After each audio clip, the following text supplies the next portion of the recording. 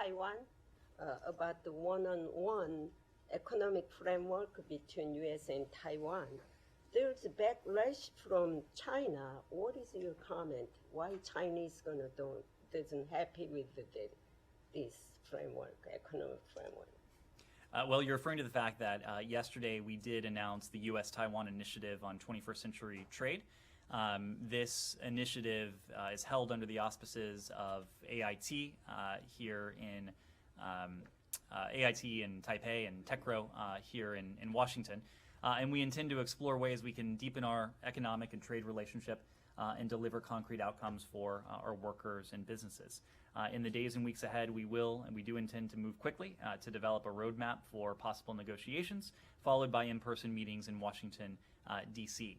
This is a broad framework. The areas of the initiative include trade facilitation, regulatory practices, agricultural trade through science and risk-based decision-making, anti-corruption, supporting and enhancing our small and medium-sized enterprises, outcomes on digital trade, labor rights, the environment, standards, state-owned enterprises, and non-market policies and practices. I can't speak to the PRC's reaction. What I can say is that everything we do in the context of our unofficial relationship with Taiwan is done pursuant to our long-standing One China policy, which of course is guided by the Taiwan Relations Act, the 3 U.S.-China joint communiques, and the 6 assurances as well.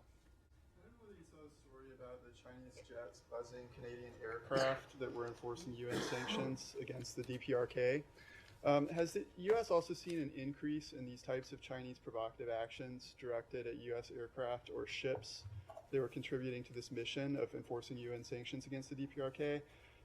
And does the U.S. believe that the increase in these provocations, if they have been detected, is timed to overlap with any particular actions that have been taken by the U.S. or the UN in the past?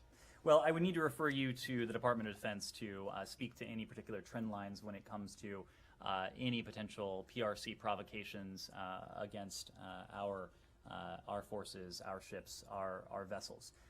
We have spoken of PRC's provocative military activity in the region, of course most recently in its military activity near Taiwan. We've called this activity destabilizing.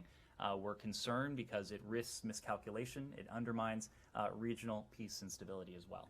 And China said that Chinese government said that opposite new sanctions, even if North Korea conduct a nuclear test.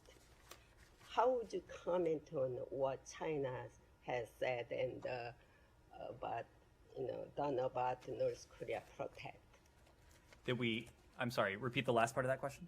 Yeah, how would you comment on what China has said and done about North Korea protest? We think it is important, especially in the aftermath of the most recent ballistic missile launches, that the international community, including the UN system, make very clear a statement of accountability and hold the DPRK to account for its nuclear weapons program, for its ballistic missile programs, both of which are profoundly destabilizing, represent a threat to international peace and security. Of course, the UN Security Council is the world's preeminent forum to uphold international peace and security. And I think what Ambassador Thomas Greenfield said when she addressed this late last month on May 26th was that we are beyond disappointed that the Council has not been able to unify in opposition to the unlawful WMD and ballistic missile programs that the DPRK has demonstrated all too frequently in recent weeks and recent months.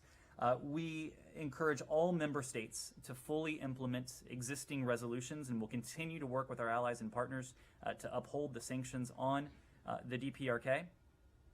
This is very much in line with what the Secretary laid out in his remarks on our approach to the PRC last week. The same stakes are at play. What we seek to do is to reinforce and preserve and protect the rules-based international order. Including the idea that no country can engage in, should be able to engage in provocation or pose a potential threat to its neighbors.